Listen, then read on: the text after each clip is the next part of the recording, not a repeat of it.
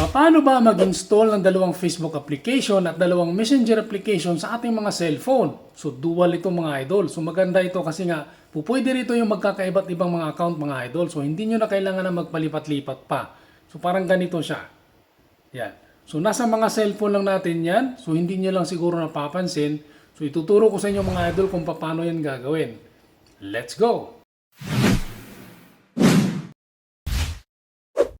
Okay, so kung mapapansin natin dito sa aking cellphone mga idol ay nag-iisa lang itong aking Facebook at nag-iisa lang din itong aking Messenger.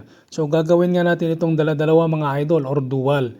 So ang benefits nito sa atin mga idol ay pwede tayong mag-install ng dalawang Facebook application sa magkakaibang account at sa Messenger naman mga idol ay magkaiba rin ang account sa iisang cellphone lang mga idol. So usually pag doon natin ito gagawin sa Google Play Store mga idol ay hindi talaga ito po pwede na mag-download ka ng dala-dalawang application. So meron akong ituturong technique sa inyo mga idol kung paano ito gagana na magiging dala-dalawa yung ating application. So alam ko nakikita nyo itong function na to or itong features na to, pero hindi nyo lang ito napagtuunan ng pansin or hindi nyo lang pinapansin kung ano ba yung function niya. So ang gagawin lang natin mga idol ay punta lang tayo sa ating mga cellphone settings. Then mag-scroll up.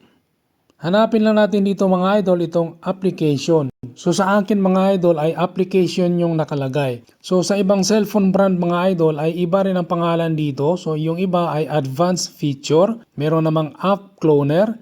Meron ding twin apps. Then meron ding parallel apps. So sa akin apps. So i-press natin yung apps.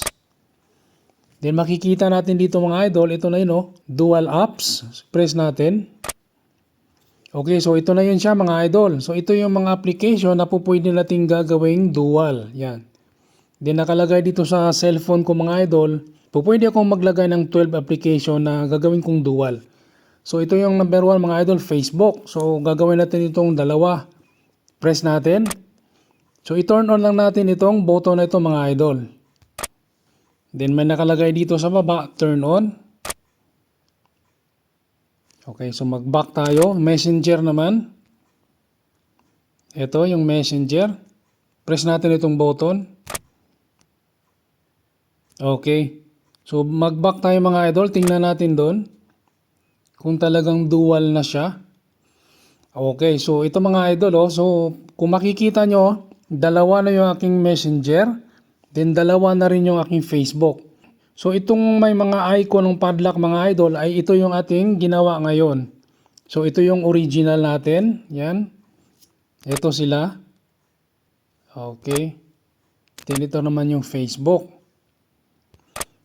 So itong dual mga idol, halimbawa itong sa Facebook ay pwede tayong mag-login dito ng ibang account natin. So napaka-pabor ito sa mga maraming account. So, maraming matutuwa rito mga idol. Yung may maraming mga account dyan. So ito yun. Press natin. Okay.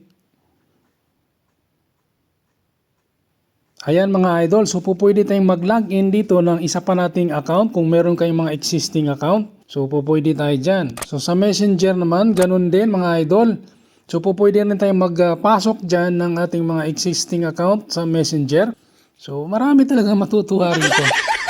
Okay, so ganun lang niya mga idol. So dalawang Facebook apps, dalawang Messenger sa iisa nating cellphone. So yan, ganyan mga idol, napaka-astig. Ayun oh, so napaka-astig, di ba? So kung sa palagay mo may natutunan ka sa video na to, baka naman, please like, share, and follow.